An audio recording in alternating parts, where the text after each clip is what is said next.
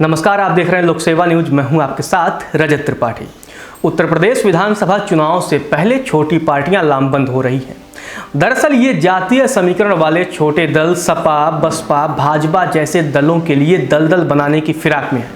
एक तरफ भाजपा, सपा और बसपा जहां 300 से ज्यादा सीटें जीतने की दावा कर रही है, तो तीसरा मोर्चा इन बड़े दलों के ख्वाब को पलीता लगाने की प्लानिंग कर रहे हैं। अब तीसरा मोर्चा में निषाद पार्टी को भी शामिल करने की मुहिम तेज हो गई है। ओम प्रकाश राजभर और ओवैसी अपने जातिगत और धर्मगत वोटों के जरिए यूपी चुनाव में उतरेंगे, तो वहीं ये जोड़ी अब डॉक्टर संजय निषाद को भी अपनी तरफ लाने की कोशिश कर रही है।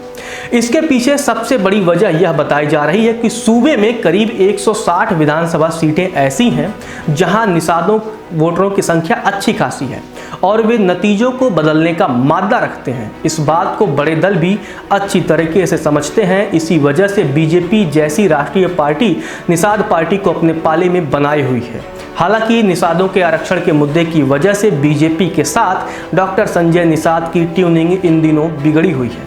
हालांकि डॉक्टर संजय निषाद इसके बारे में खुलकर नहीं बात कर रहे हैं, लेकिन पार्टी के सूत्रों ने बताया कि निषाद पार्टी ने राज्य की करीब 80 विधानसभा सीटों का चयन कर लिया है, जहां निषाद वोटरों की संख्या करीब 50,000 से ज़्यादा है। ऐसे में इन चुनाव में अगर निषाद पार्टी तीसरे मोर्चे के साथ चली जाती है, तो अपने कैडर वोट बैंक के जरिए वह बड़ी पार्टियों के लिए मुश्किल खड़ी कर सकती है।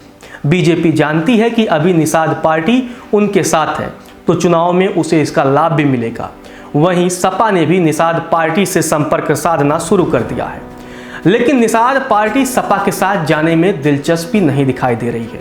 इसकी सबसे बड़ी वजह यह है कि सीटों का बंटवारा, क्योंकि सपा निषाद पार्टी को चुनाव में 20 से ज़्यादा सीटें देने के मूड में नहीं है, जबकि तीसरे मोर्चे में जाकर निषाद पार्टी को करीब 150 सीटें भी मिल सकती हैं।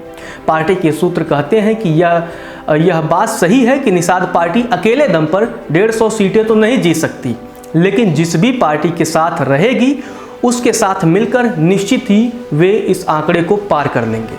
निषाद पार्टी के अनुसार भारतीय जनता पार्टी 2019 से अब तक आश्वासन तक ही सीमित रही है।